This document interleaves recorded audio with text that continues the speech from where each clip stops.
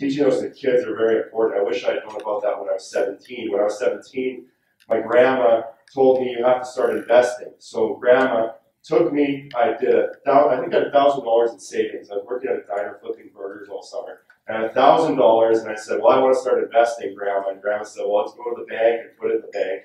And I put my $1,000 in the bank with Grandma. We bought a GIC. It was at 1.4%. Whoa, I know, 1.4%. So it sat and it sat and it sat, and I think I was in grade 12 in high school. And halfway through the year, I went to the bank and said, what are you guys doing? I think I made 14 bucks or I made $8 or something. And the tragedy was, if I had taken that same money and put it in my checking account, I would have saved 50 bucks in fees. So instead of making money, I actually lost money on that investment. So, for those of you with GICs, maybe it's time to think about putting that in your checking account instead of your savings account. I don't know. Okay, so I've been on the road, guys, for the past couple of weeks. Evgeny and Misha and I went down to Texas to look at the Texas real estate market. Is anyone interested in investing in the U.S.? Okay, a handful of us. Do you know how expensive it is in Canada right now? It's unbelievable. We went to Houston, Austin, Dallas, Fort Worth, and San Antonio. We hit 5 cities in 4 days, and some of the numbers are phenomenal. The average house price in Winnipeg right now, does anybody know what it is? Yeah, it's like $267, $270, something like that. It is very expensive in Winnipeg right now. Our household income, I think, is around $70,000 a year, and we're trying to afford a $270,000 house. In Houston right now, the average house is $125,000, and the household income is $50,000. Now they get taxed less, so they have more purchasing power, and they actually have a better market than us. So it's very interesting to go down there. There's interesting things in the States. Right now in Canada, or in Winnipeg, is anybody finding it hard to buy a fix and flip? Anybody finding it hard to buy? Lots of competition. What's interesting is in Canada right now, you can finance anything. If you take a beat-up old house and you take it to the bank will finance it. In the States right now, if you take a beat-up old house and take it to the bank says no way. So the fix and sells are much cheaper because there's less demand for them. After I went to Texas, I spent the last couple of days in LA, met Arnold Schwarzenegger. Does anybody know who he is? Okay, a few people got my picture of Arnold. That was cool. And met with a lot of the leading people who are in real estate investing, entrepreneurship, branding, those types of things. Does anybody know who Wayne Allen Root is? No? Okay. He's a big deal in Vegas. Okay, he's an odds maker.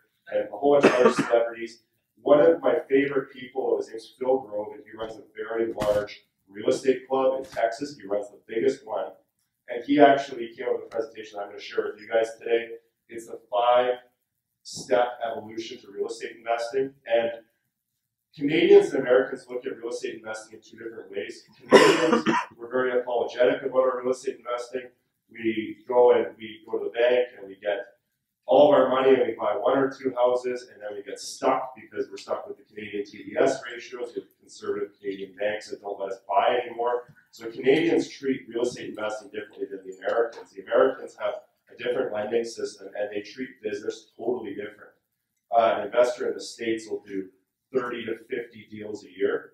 A Canadian, if you do 10, you're a rock star. Last year I did 12, and I won an award for doing 12. In the States, you do 12 deals, and nobody even wants to talk to you. So it's a much different system, and this is a system that I've learned from watching these big American investors and how you can start your business with no money, because who likes no money? Everybody likes, well, okay, half of you like no money, the other half are wanting to invest money, I guess. No money is a great way to do it. It's actually, how do we actually build a business out of real estate rather than just putting our money into a house, hoping and praying that the roof doesn't break and we don't go delinquent. So, here we go, guys. Who is Stefan Aarnio and why do I care? Who listens to WeFM every morning? We means what's in it for me. Who listens to that? I do. You all do. What's in it for me? Who's Stefan Aarnio and why should I care? I'm a full-time real estate investor, guys. I don't have a day job. I just do real estate investing. That's it. I make all my money from it. Some of us are in the, up-and-coming category. We want to get to the point where we can actually replace our job or maybe have some extra income. So I do full-time real estate all the time. I started in real estate with only $1,200 in 2009, And we just started doing the cash flow night now in July. I actually bought my first house at a cash flow game with 5 strangers. We all put in $1,200 and it went very badly. And then I said, well, I can't quit because now I'm invested. So that's how my career started. If you want to come and make some hopefully good decisions, maybe bad decisions, come to the cash flow night. Last year I was a Canadian Real Estate Wealth Joint Venture Partner of the Year in 2012. And that, like I said, that was only doing 12 deals. Canadians are impressed by that, Americans are not. Right now, in my company, I have access to $2.5 million of cash to do deals. So if any of you have deals and you want to do joint ventures, talk to me. We have lots of cash. We're always looking to buy. Last week in LA, I won this award. This is an entrepreneurship award for growing my real estate business by leaps and bounds in the last 6 months. And this is thanks to coaching. So it's another award. And right now, my business, we're flipping 2 houses per month in Winnipeg alone. And I'm out of the rat race. So this is why we should talk to me. Let's talk about building a real estate business from scratch with no money and take your business and put it on steroids. So let me ask you a question. Is investing different than entrepreneurship? Let's have a quick discussion. Anybody think it's different? Anybody think it's the same? Any hands? Different. Okay. Someone who says different. How's it different?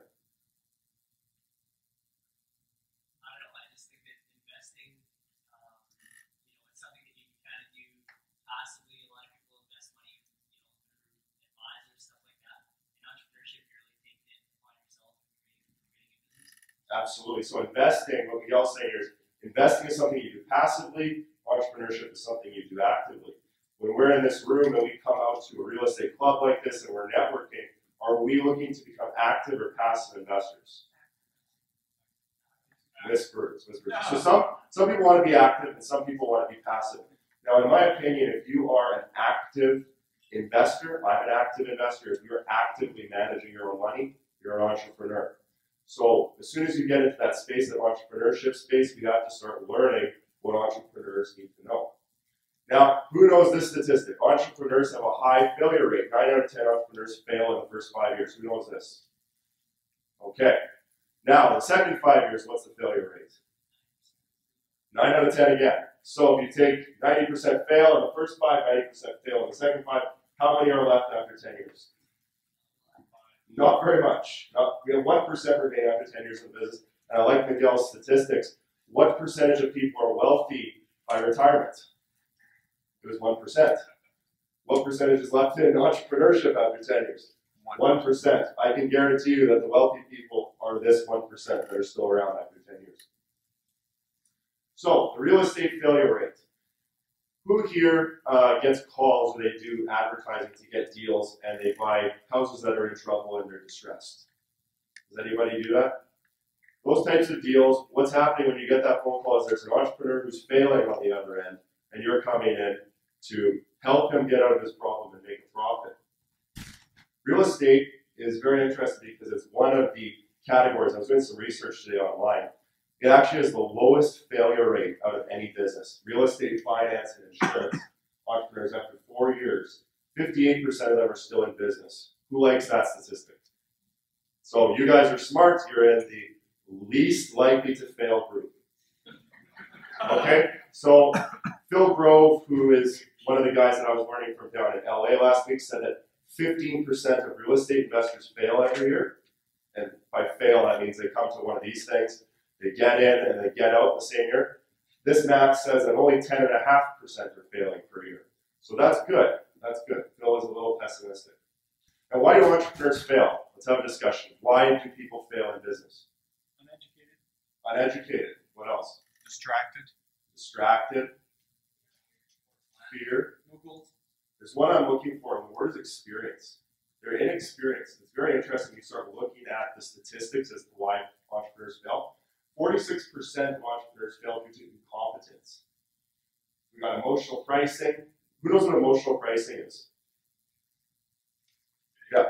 Keith, what's emotional pricing? Where you get emotionally invested in what you're selling and you think it's worth way more than what the market will pay. Absolutely. I did this a couple weeks ago. I had a house on the market. I said, I love it. I'm in love with this house. I have to sell it for $240. Of course, it's not worth $240. We ended up selling at 230. If I just priced it properly, we would have sold faster, but I was a little emotional. Emotional pricing, very scary thing. Living too high for the business. People always tease me because I drive a conservative Chrysler car and not a Mercedes.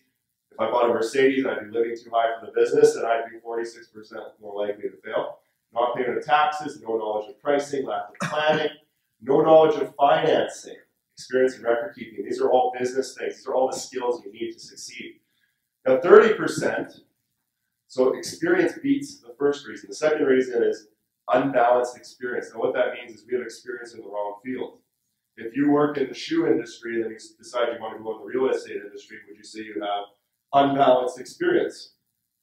Of course. So managerial experience, poor credit. Now, Miguel, you're the credit guy. How many years do you need to establish credit of employment? 2 years. 2 years. I know some people who quit their job, go into real estate, and they haven't raised any credit, and then after 2 months they have a cash problem, and then they either get a hard money loan, like a payday loan, or they go back to their job and work at the Gap. So credit's a huge part of real estate. If you don't know credit, you're in big trouble. Expanding too fast, another problem. Inadequate borrowing practices. And then this is the last one. 11% due to lack of experiences in the line of goods and services. So again, if you're in the shoe business and you want to get into real estate, you might want to get some real estate experience before you go into real estate. If you carry inadequate inventory, who has tried a little lemonade stand or a little business before? A few of us. I remember one of my first businesses was a t-shirt business, and we actually had a run of t-shirts, and we sold them, and it was great. And then what happened was I had a little market at school, and we got a second run of the same shirt, but the problem was everybody owned that shirt already. So I had the wrong inventory. Same thing can happen to your real estate. You can have the wrong inventory, no knowledge of suppliers, wasted advertising budget. I have done this over and over again. I've made a little bit of money in my business, and I blow the whole advertising budget, and I have no cash, and then my business goes down. So I think I've made every business mistake in the book. And this is very interesting. When you talk to an investor, usually they're worried about this. They're worried that you're going to fraud them and run off into the sunset with their money. They're worried that God is going to strike down their house with a lightning bolt. They're worried about neglect. That's only a 1% failure rate, is the stuff that we really think about as risk. The rest is all experience and operation. Okay, so my personal opinion is that business is simple, and you need to set it up to be simple. If you make it complicated, it's going to get very bad. I studied with a guy named Bill Bartman. He was one of the greatest entrepreneurs of all time. He's on the list with Henry Ford. And what Bill said is you want a business with as few moving parts as possible.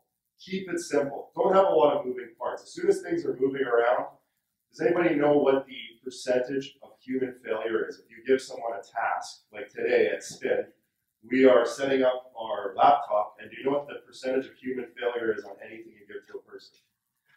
Anybody know the percentage?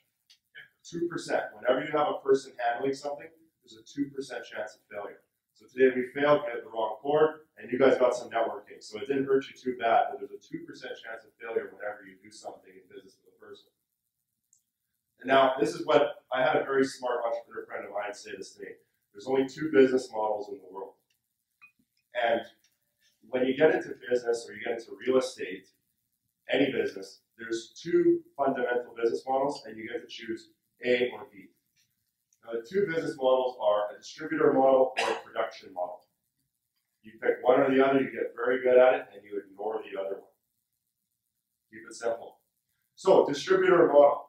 I love the distributor model. I'm very good at joint ventures. When I was 21, I took a $300 course on joint ventures. And joint ventures are all about finding people with the resources you don't have and offering them resources you have and exchanging. It's a very great thing. It's how I built my business. When you have a distributor model, you're using other people's goods, services, inventory. So you're distributing inventory. You're not owning the inventory. Just like the lease auction class. You are controlling the inventory, you're not owning it. When you're a distributor, you're distributing inventory and you sell them for commission. Everybody loves making money on commission. Who likes selling? Who doesn't like selling? Who hates selling? A few people. Okay, if you're going to be in real estate, you have to be good at selling. Distributors produce nothing. So what that means is you're not making any product. That's a very good thing to have. Low capital to start, low risk, high velocity. Who likes businesses that they start and they make money on day one? I like those. Unfortunately, I don't start a lot of those because I like the other model, but it's emotional. Now, when you're a distributor model, you create and manage a sales force and a distribution channel rather than a factory of products. And these distributor type of businesses are easy to finance if financing is required. Now, why would financing be easy to get in a distributor model? Can anybody tell me why? Keith? Oh, because you're not holding, like you said, you're not holding a lot of assets, and so therefore your assets aren't going to depreciate if you don't sell them. Correct. And the way I look at it is if you go into the bank and you have your distributor business, say, look, we're selling every day, here's our cash flow, we're making money, look at us. That's much better than on Dragon's Den, like Miguel, he brought up the Dragon's Den clip. How many Dragon's Den presentations have you seen where they say, oh, we want to build the best widget in the world, we have no sales, we're not proven, and we haven't built it yet? What percentage of those get funded? Zero. So it's much better to be a distributor than a producer. Now the other model, well, before you do, let's talk about the companies with a distributor model. You might recognize some of these companies. Who knows Walmart? Okay, Walmart builds nothing. They only distribute, and they distribute on consignment. So what that means is they don't own the product in the store. It's all on credit. That's a good business. McDonald's. McDonald's is a great distributor model because the owners of the franchises are just distributing burgers. They're not inventing burgers. They're not inventing milkshakes. They're not inventing any of the systems. I just finished reading Ray Kroc's book. McDonald's is a brilliant business because it's just distributing cheeseburgers. Virgin. Who knows Virgin? Big in the UK. Richard Branson's a brilliant man. He produces nothing. He white labels. He goes to factories and he says, hello, I would like to make Virgin condoms. You make condoms anyways. I like to put the Virgin label on. He doesn't own any condoms. He doesn't know anything about condom machines. He stamps Virgin on it, and he makes $1 million a month immediately because he's a distributor. Virgin Air, who's one of the largest airlines in the world right now, they don't own the planes. They just lease the planes. Everything is distributor of Richard Branson. He's a very smart man. Coca-Cola. How many people know that Coca-Cola is just a distributor company? It's lots of small bottling companies. There's one company that makes the syrup, and the rest of them are distributors. Are you going to see a pattern here? Any MLM is a distributor company. Who's an ACN here? There's lots of ACN people in the room. They're not putting up their hands. They're being shot. There's Secret. There's Amway. There's lots of distributor companies where you can walk in with almost no money and make money. Now, here's an interesting one. So we're talking about real estate. These are distributors in real estate. We have real estate brokers, real estate agents, bird dogs, wholesalers, and property managers. These are people who are distributing real estate. They're making money off real estate, and they do not own the real estate. So if you want to start a distributor model, those are good places to go. Now, the other side is the production model. I've always loved making arts and crafts and building things, so I have always been attracted to the production model, and the production model always slaps me in the face. This is a very hard model to do, but if you can pull it off, it's very good. So production models, guys, create their own products and services. They look for distributors to sell their products. So they're not so much into the selling, the retailing of the product, they're more into the wholesale selling because they're producing product. They create products in inventory. Who likes inventory? I hate inventory. I don't want any inventory. My book is published by Amazon. I hold no inventory. If someone orders it on the internet, it's printed in an Amazon factory and drop shipped to their house. I never touch the book. I don't want inventory. Inventory is terrible. High capital to start and high risk. Who likes that? Nobody. Low velocity. It can take years to turn a profit. If you get into a production business, it can take 10 years to make money. Relies on distributors to sell product, hard to finance, they're unproven, and they sell product wholesale to a distributor to sell retail. So the retailer is making most of the profits, the wholesaler is making a little bit of profit. So here's production-based companies. Let's see if we like any of these. Who likes food companies? Who wants to start a food factory? No, it's awful. How about a farm where we have acres and acres of land and millions of dollars of tractors and big silos to hold grain, and then we have to have people working there? I don't want that. How about these companies? Media production. Who wants to invest in a rock band? Dragon's Den, but it didn't work. Music studios, movie studios, television. Who wants to invest in those risky businesses? Nobody. Software production. I've done software, very scary. It's like being in a dark closet and people are hitting you with baseball bats and you don't even know what's going on. Because the programmers are always coming to you for more money, and you don't know what's happening, and you don't know really that much about code. You might be getting ripped off, and then the software doesn't work. It's awful. Intellectual property, books. I did a book. Hooray, another production-based business. Widgets, manufacturing. These are all production-based. And now here's the ones. Now this is where I think this is very interesting. People, when they get into real estate, are always seduced by this. Real estate development. Newbies will always, you come to something like this, there'll be newbies running around saying, oh, I got this great raw land deal out in the middle of nowhere. Let's develop raw land. Okay? That's a production model. Property flippers and rental real estate. Those are all production models. Isn't it interesting that most of us are interested in getting into real estate and we either want to flip or do rentals?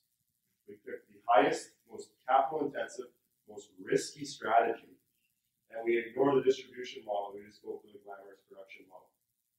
So, the ultimate business model, guys, I figured it out. I've done it the wrong way. I've done it the right way. This is how you make money in real estate with no money and you grow a really good business. This works for any industry, any business. It's a very simple formula. So first, you become a distributor with little or no cash. It costs nothing to become a wholesaler. It costs nothing to become a bird dog. It costs very little to become a realtor. It costs very little to be a property manager. You pick one of those distributor roles, and you play that right at the beginning. You sell other people's products. So you're making money, you're controlling, not owning, and you're making money right away. Now, look at this. If you're a distributor-based business, you never go past step 2. Okay? There's many very successful real estate people who stick at number 2. They just sell other people's products. They have a great distribution channel. That's it. No risk, no capital, nothing's tied up. It's great. Now, step 3, if you want to go further, now that you're making money, with your bank cash, you start experimenting with production. Let's say you're a realtor or a wholesaler or a bird dog. Let's say you have $10,000, $20,000. Now you can start experimenting. Maybe you're going to try a flip, but it's made with your own cash. Maybe you do a rental property. You experiment with a little bit. It's your money. It's made by your distribution channel. You're making money. You're cash flowing anyways. Number 4, now if you're successful in the experiment, you distribute the internal product. So now you've got your own product, and you push it through your own channel. Does anybody know Windpark Dorchester? Okay? They are one of the behemoth giants of Winnipeg. They own 10% of the Winnipeg rental market. And how did they start? They started off as a property manager. So they were a distributor model. They had a whole bunch of buildings under management. And in the 90s, interest rates were 20%. The buildings, all the apartment buildings in town were going into foreclosure. And the bank said, please, please, Windpark, take all our buildings at 100% financing, fix them up, and you can own them. We don't want them. So they immediately got a whole bunch of real estate because they were distributing. And then the opportunity came, they got into production, now they have 5,500 buildings. So that's exactly what I'm talking about. I know a guy in Chicago named John Brock, he's doing the exact same thing. In Chicago, he's managing bank-owned apartment buildings, and they say, hey, why don't you just take one, no money down. Fix it up, no money down. We'll just give it to you. Right now, if you try to buy a property right now like that, in Winnipeg, by the way, an apartment building, you're going to pay $100,000 a door. That's the going rate. So if you want a 12-unit building, you're paying $1.2 million. It's not cash flowing very good at $1.2 million. So you got to look at it. Get your distribution channel going first, and then your production channel. Now the end game, who likes this? Who plays Monopoly? Okay, the end game of Monopoly is a very simple game if you own most of the real estate. Now the end game is you bank cash and you become a bank. You have so much cash, you're one of the cash-rich investors. You take over your competitors and you form a cartel, which is illegal, or a monopoly, which is illegal. Now we have a cartel and or monopoly in Winnipeg, but that's the way it is, okay? That's just the way we do business. Somebody owns the whole board of Monopoly, and everybody else is driving around trying to find a space. That's what Winnipeg multi-unit is right now. There's not much. Okay, so the ultimate business model has 0 risk to start. Do you guys understand that? We're distributing, we're not owning. it's got maneuverability. If your experiment with production doesn't work, what can you do? Go back to distribution. Didn't work that well, we'll just keep cash flowing off our distribution. Third thing, it's an opportunity to seize the rewards of being a producer. So you can get those big rewards if you wish, but you can also stay away from them. You get profit on day one, you require zero capital. Now, how do we apply this? We've got this great theory now. It's a great theory, it looks awesome. How do we apply this to our actual real estate game? If we wanted to start, is there anybody in here who hasn't bought anything yet? Few people? Okay. How do we apply this to our real estate game if we want to get started right now? So there's 5 stages of evolution, and this is how Americans play the game. If you went out to the States, they have very sophisticated real estate networks. This is interesting as well. We were down in the States. They have wholesale real estate brokerages and retail real estate brokerages. Is that interesting? In Winnipeg, we only have retail. Everybody's retailing in Winnipeg because we're 20 years behind. You go to the States, you go to the wholesale brokerage, and they're selling you dilapidated buildings, buildings where the tenants skip town. It's all private, dirty houses, and they're at wholesale prices. So you walk into the wholesale brokerage, you buy a house, fix it up, and then you take it over to the retail brokerage and you put it on the retail side. We don't have that in Winnipeg. So there's an opportunity if somebody wants to start a wholesale brokerage in Winnipeg. Start with zero cash. We start simple. In this model, we become more complex as we go. We build your skill set. You guys remember what the reasons why entrepreneurs fail is because they don't have the experience. With this model, you can build your experience as you go and eliminate that risk. 87% of the risk will be gone. So, stage 1. Does anybody know what a bird dog is? Okay, can somebody explain to me what a bird dog is? Guy who sniffs up the deals and bring you a deal that sounds okay and decide if you want it. Absolutely. A bird dog, when you start out in real estate, you want to start with no money and no risk. You start out as a bird dog. You pick a square of the map, and you say, this is my little farm. And what you do is you go around the neighborhood, you write down all the houses that need work, you write down all the addresses, you start figuring out who owns them, you can do a flyer campaign, you can knock on doors, you can put up bandit signs, and Dylan's doing bandit signs right now, you can put up a sign on the corner, we buy houses for cash, we've seen those before. Okay, those are bird dogs. Bird dogs or investors who put those signs up. People call off the signs. Now the bird dog, instead of doing the deal, $0 required to start. Instead of doing the deal, he builds a database of real estate investors. So these investors are his customers. And he'll take these leads and he'll sell the leads for cash. Now, what Phil Grove was saying in Texas, they're selling leads for $50 to $100 a piece. So someone might come in and say, Stephen, I got 10 houses on a list. They all need work. They're all in this area. Here's the owners. I'll sell you the list for $1,000, $100 a pop. Right now in my position, I might buy a list like that because I need deals. You can make a very good business out of this, $2,000 to $8,000 a month just selling leads. Marketing companies are doing this all the time. This can be a great real estate business to start with no money.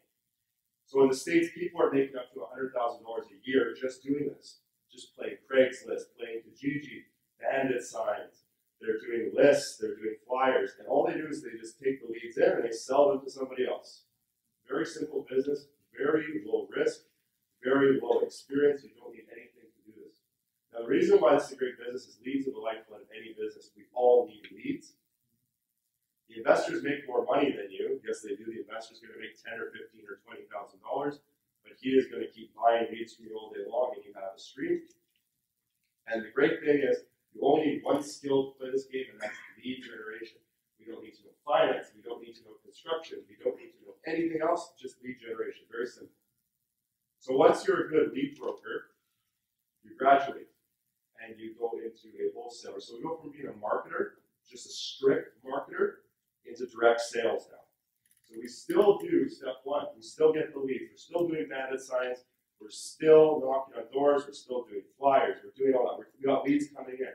Now, instead of those leads being worth $50 or $100, I'll pay $500 personally if you bring me a really good lead. Instead of those leads coming in the door, you say, well, you know what? Let's take this business to the next level. No money, no risk.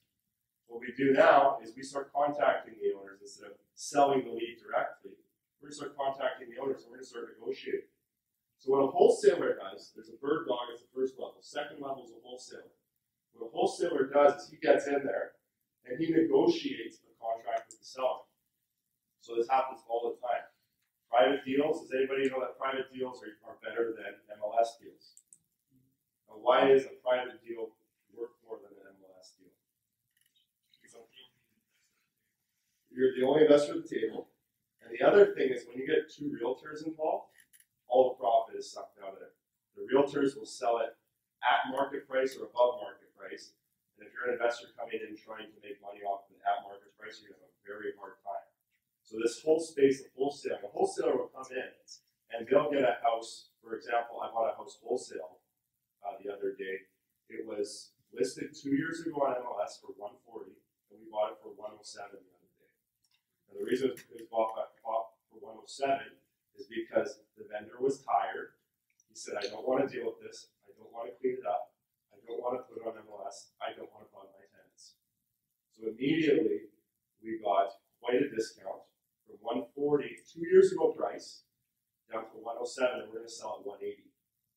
That's just for being private, just a private deal right away. So as a wholesaler, you're negotiating the contract with the seller, and instead of selling a lead now, you walk up to the investor, you sell him a contract, so the deal is actually done. It's ready to go. He says, here you go, Mr. Investor. You sell those contracts for at least $5,000 a piece. So instead of making $50 a deal now, you're making $5,000 a deal. Now, why is the investor paying you $5,000 a deal? Because you just made him 20 grand.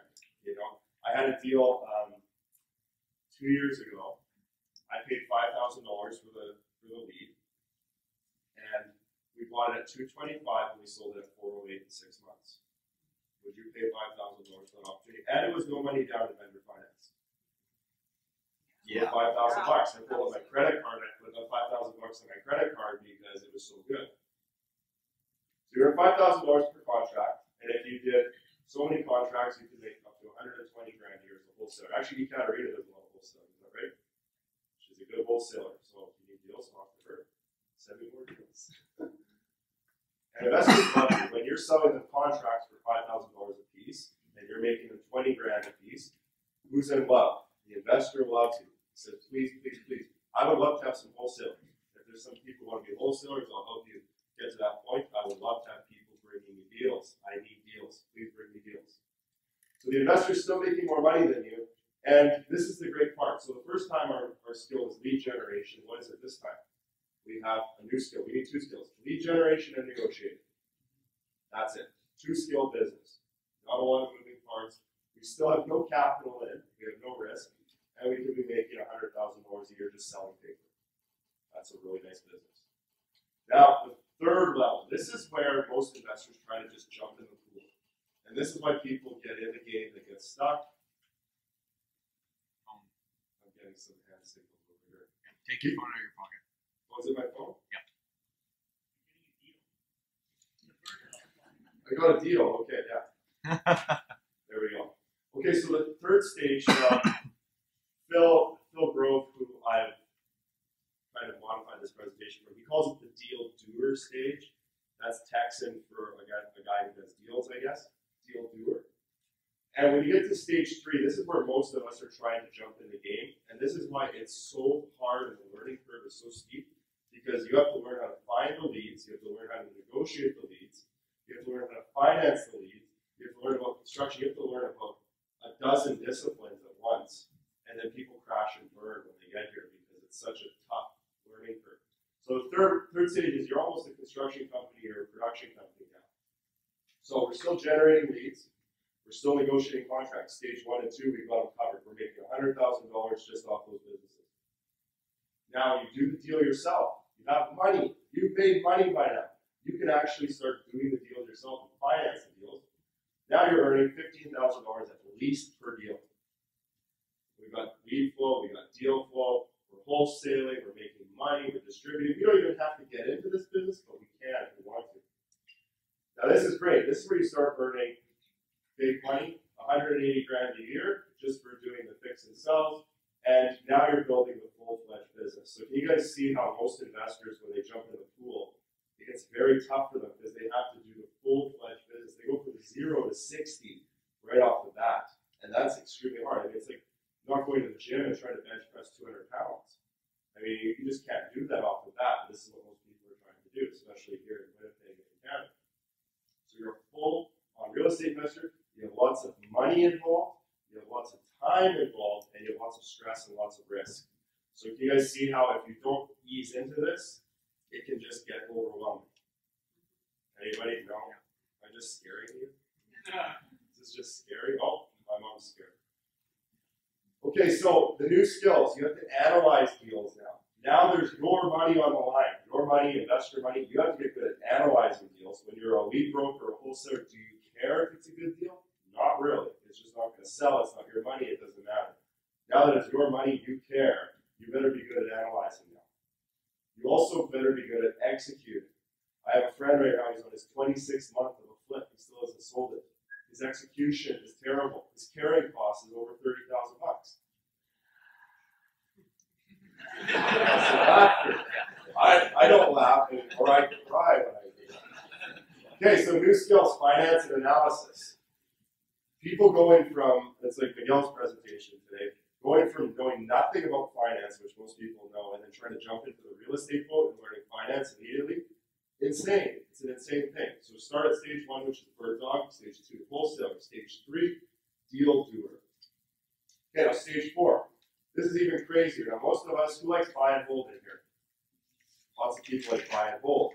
I was talking to Dan. Dan was saying, I'm building my buy and hold business, buy and hold. Most people jump in at stage 4. Now this is where you start playing Monopoly. You're buying, you're holding, you're running your greenhouses, your red hotels, you're actually owning land. And this is where things get nuts. Like people who call my We Buy Houses ads is people who get into huge trouble with this because they don't know how to manage cash flow, they don't know how to manage tenants. So we're executing deals from level 3. We're taking the profit now from the flips. So we're doing a couple flips, we're doing wholesales, we're doing bird dogs, we're making money in 3 ways. And now we're saying, you know what, some of these flips are looking pretty good. I think we should keep some of them. So instead of selling the flips, now we're keeping them. Maybe we refinance them and hold them, but they look pretty good. So now, if we do a buy and hold, let's say we hold it for 10 years, we can make $100,000 a deal, so it makes sense to hold them. And we can earn, if we do enough buy and hold, we can start making a nice residual income. So we can start making 20 grand a month if we have enough buy and holds.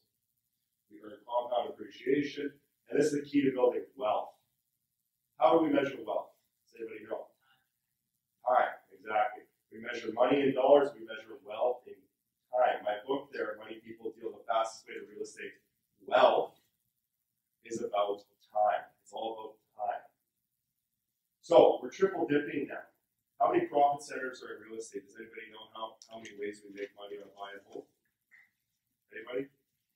Okay, 3, 4. Nelson? There's actually 6. We make money. There's 6 profit centers in the book. It's in the chapter Why Morons Get Rich and Geniuses Die Broke. That chapter explains there's 6 profit centers, 6 ways to make money. Go Grow touches on 3 here. Triple dipping, equity, cash flow, appreciation.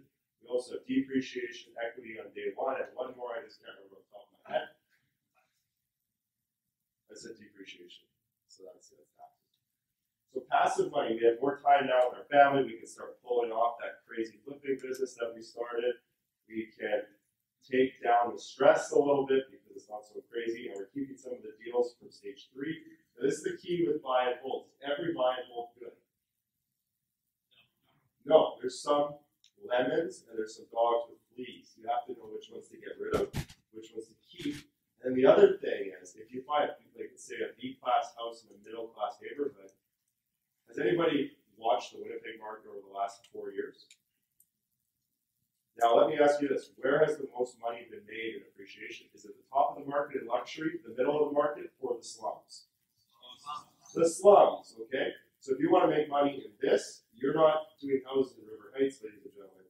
We're going down to North Point Douglas. We're going to buy 5 crappy homes and hold them until the bottom of the market raises. Right now, those crappy homes, I remember I started in 2008, we could have bought homes in the North End for $50,000 a piece, 40-year amortization, and 0% down. Do you know how many I bought? Okay. That was a $600,000 mistake. Instead, I went into development, I went into construction and all this crazy stuff. I could have just bought 5 slum houses and waited 5 years, or waited 3 years, I would have had $500,000 of cash. So you have to know which homes are for holding and which homes are for flipping. Some are flipping, the nice ones are generally for flipping, the crappy ones in improving neighborhoods, like who knows West Broadway, that neighborhood. I love West Broadway. It's improving. It's got Wolseley to the south, which is improving. It's got UW to the north. It's a great little pocket, and it's full of creepy people. So as those creepy people move out and good people move in, there's tons of appreciation to be made. I have friends who bought in Wolseley. I have 4 friends. Everybody bought a house in Wolseley in 2009. Everybody made $100,000 a year. Just dumb luck. Just buy this house. We were all brand new guys. We all bought a house. Everybody made $100,000 just because. So you got to know how to buy when you can buy and hold. Don't just buy anything. Okay. So stage 5. This is the best stage. This is where you're at the top of your game. You got some buy and holds. You got some flipping going. You're probably not selling leads anymore. You're probably not selling wholesales because you got cash. You got money in the bank. Anything that comes in goes into the meat grinder, and you just take it all. So step 1. Now, when you're at the top of your game, you're at the highest level, you're outsourcing your marketing to lead brokers and wholesalers. Why? Your time is very valuable. You'd rather pay the lead brokers and the wholesalers, the bird dogs, to bring you the deals. You don't want to be running around doing bandit signs anymore. Now, you control the whole business. You do very little work. You have high income and low hours. Is this sweet? Is anybody liking this? This is why we're all here, guys. Everybody's in the room because we want to make money. We want to make easier money. We want less work. We want less stress. This is what we want. At this point in the game, the most valuable thing you have is your network. Your network is where you're making all your money. You're attracting deals. You're attracting partners. You're attracting money. What's my book called? Money, people, deals. Money, people, deal. That's the game. We're putting money, people, and deals together. You assemble them, and that's what the profit is. So you grow your network, and you grow your dollars. What are we? We're spin network, right? We are a network of investors. There's tons of opportunity for all of us in this room to trade money, people, deals, and we can make a lot of money because we have a large network. How many people are in the room? Right. 70 people. So we have 70 people here to meet who know about different deals in town, people with money who want to invest, we know people with contractors. We are a very powerful network of people, and that's why people sign up for this group, so that we can meet people, we can meet our partners, we can meet people we do business with. This is where the money's at. Now, at stage 5, your job is to have the best marketing and the best network. That's what you're focusing on. We're not hammering nails anymore. We're not managing properties. We're not plunging clothes. We're working on a network. That's why I fly to LA. Network. We're flying to Texas. Network. And we want the best marketing. So that's the 2 jobs you have at this point. So now, why are most investors stuck? Can we just have a quick discussion? Why do people come into real estate and get stuck? Lack of money. They don't leverage other people. It's just the other resources, right? There's tons of resources. Anything else? Try to grow too big, too fast. Overwhelmed by all the information out there. I think that's a big one. Who's overwhelmed by information right now? Okay, I just gave you a whole industry. I just showed you guys how to go from 0 to $500,000 or $1 million a year in income. You know, right there. That's exactly how you do it. And the first time I saw it was drinking out of a fire hose. Way too much information. So we have to really cut down on that. Now, this is why I think most investors get stuck. Instead of starting out with baby steps and something easy, like leads. I mean, just start out with leads. Stage 1, guys. Make it easy. Low risk. Most people try to jump into stage 3, and what disturbs me is stage 4. People are trying to go right to stage 4. I'm just going to grab a whole bunch of rentals. And they grab a whole bunch of rentals. And then what happens is they have to keep their job now because they're subsidizing their crappy rentals that aren't actually making money. They cash flow on paper for $400, but then when you start adding everything in, their time, et cetera, they're stuck subsidizing from their job. So now they're even more stuck in their job than they were before. They have no business. It's a huge mess. Many have not learned the earlier stages. So again, if you haven't learned stage 1, stage 2, why are we trying to jump into stage 3 and 4? And the other thing is, if you're trying to do stage 3 or stage 4 and don't know how to raise money, you're dead in the water. Because you're not earning money from stage 1, you're not earning money from stage 2, and your job is taxed so badly